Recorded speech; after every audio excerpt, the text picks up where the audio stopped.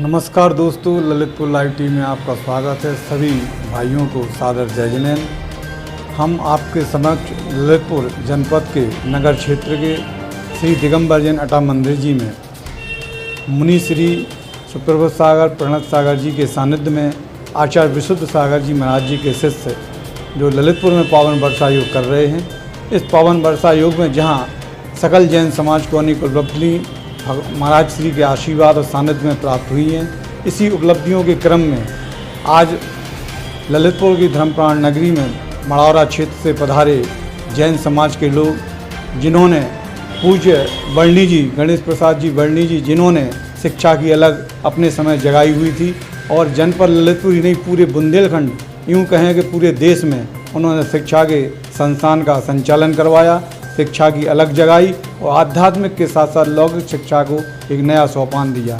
उसी क्रम में वर्णी जी का जो एक सानिध्य रहा मड़ौरा क्षेत्र के लिए, क्योंकि मड़ौरा उनकी कर्म भूमि और जन्मभूमि का क्षेत्र रहा है। उसी क्रम को मड़ौरा के हमारे जो एक किताब का जो विभूषण स्मारका के रूप में हुआ है, इस स्मारका को संचालन करने में हमारे मड़ौरा श्री वर्णी बाल विद्या मंदिर, श्री वर्णी पूर्व माध्यमिक विद्यालय मड़ौरा, जो लगभग 1990 में स्थापित हुआ था और आज अनवरत शिक्षा के सोपान में नए नए आयामों के साथ वह संचालित है। और उसी संचालन करने के लिए आज कमेटी मुनिश्री के सानिध्य में आई। सकल जैन समाज की उपस्थिति में मुनिश्री के सानिध्य में एक पत्रिका का स्मारका का विमोचन हुआ।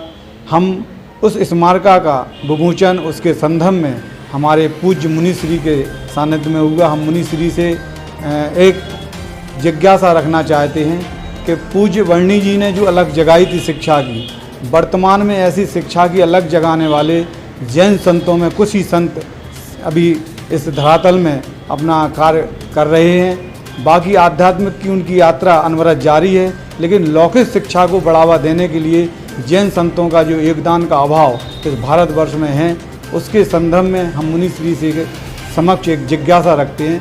मुनिश्री, आज वर्तमान में जो शिक्षा का लौकिक शिक्षा का एक मापदंड अनिवार्य हो गया है सांसारिक जीवन में, ऐसे में जैन संत का योगदान नहीं मिल रहा है, ऐसा जिज्ञासा है सभी लोगों की। इसमें आपका क्या कहना है?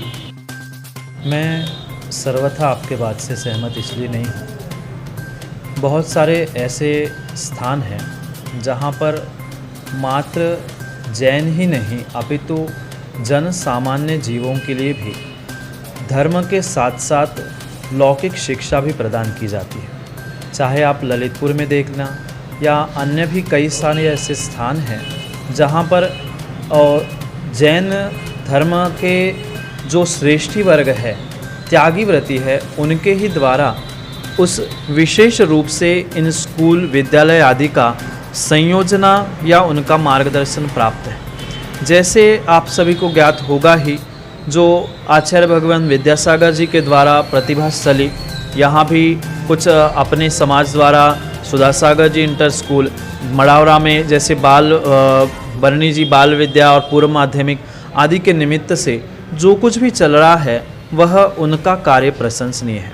पर साधु संतों के विषय में भी मैं और श्रावक श्रेष्ठियों के भी विषय में ये कहना चाहता हूँ, जो जितने प्रकार से अन्य स्थानों में हो रहा है, हम उतने तरीके से वहाँ तक पहुँच इसलिए नहीं रहे हैं कि कुछ तकनीकी कारण होने से दिगंबर साधु परिपूर्ण रूप से अन्य साधुओं के समान स्वयं पढ़ाने के लिए या स्वयं कुछ आधुनिक तकनीकों का प्रयोग करके समाज तक नहीं पहुँच सकती। इसलिए ऐसा सर्वथा नहीं है कि कोई साधु संत उस लौकिक शिक्षा के पीछे नहीं लगे। बहुत सारे ऐसे भी है, आचार्य ज्ञान सागर जी है, जो समय समय पर छात्रों को पैसा या वृत्ति आदि देकर उनका प्रमोशन करते हैं। आवश्यकता ये है वर्तमान के परिप्रेक्ष्य में, जो जहाँ छोटे स्थान पे हो रहा है, हम सभी को मिलकर, श्रावक और साधु संघों को मिलकर उसका प्रचार प्रसार करना आवश्यक है।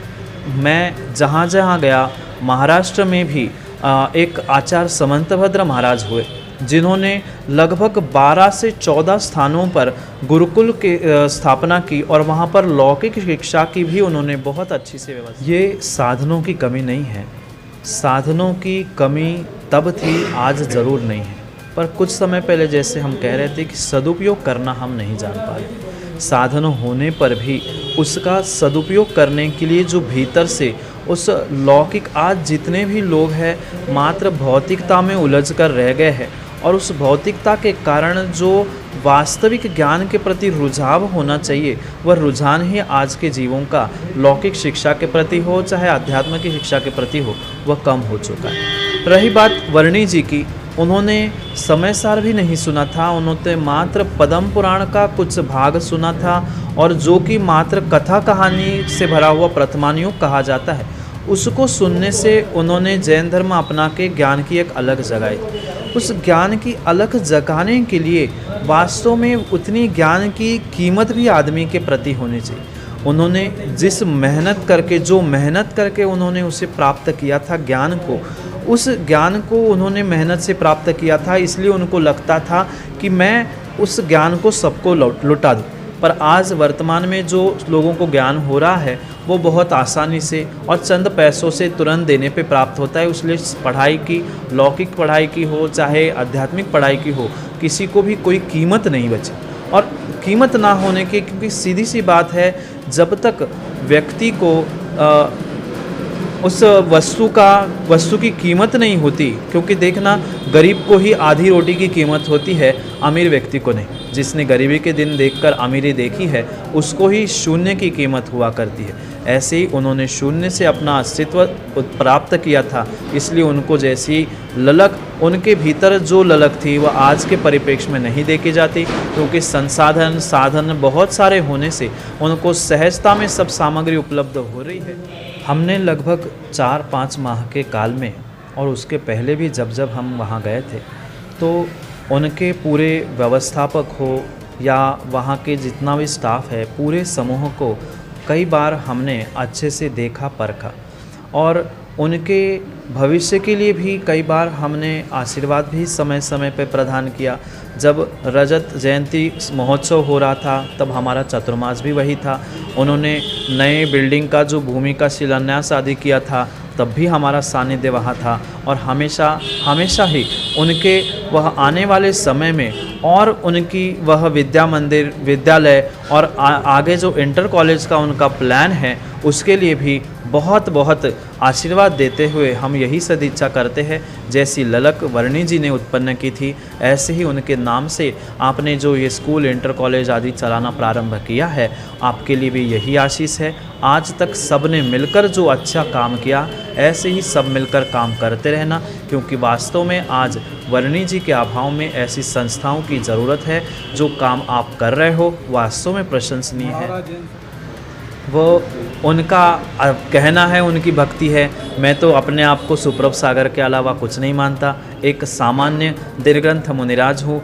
फिर भक्तों की जैसी परिणति है, वह भक्त अपने विषय में, अपने गुरु भगवान के बारे में कुछ भी सोच सकते हैं, पर मैं अपने आप को एक निर्ग्रंथ आचार्य विशुद्ध सागर का शिष्य सुप्रभ सागर मानता हूँ। अन्य वह उनका विषय है, मात्र समय समय पर मार्गदर्शन देना। बहुत सारे आगे के विषय में भी डॉक्टर साहब को हमने बहुत सारी सूचनाएं भी दी है।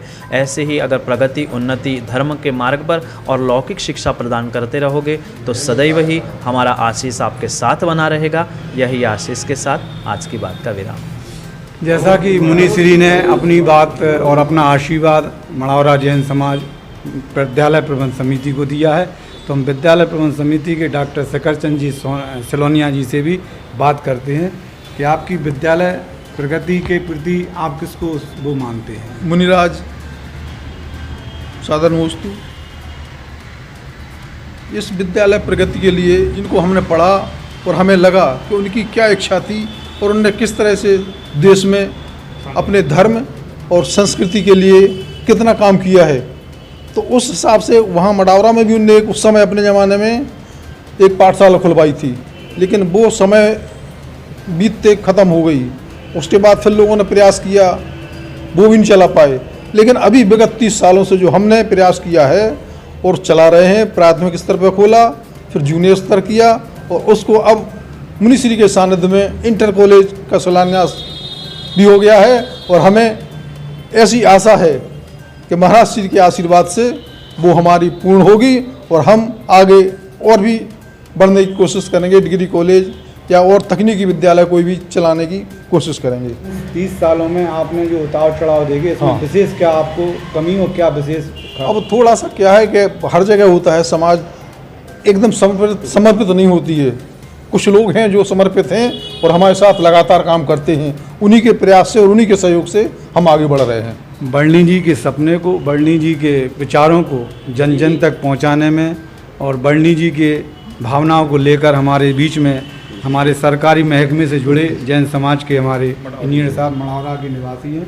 नमस्तु महाराज जी, नमस्तु हूँ। मेरा नाम इंजीनियर नेमीचंद जैन है।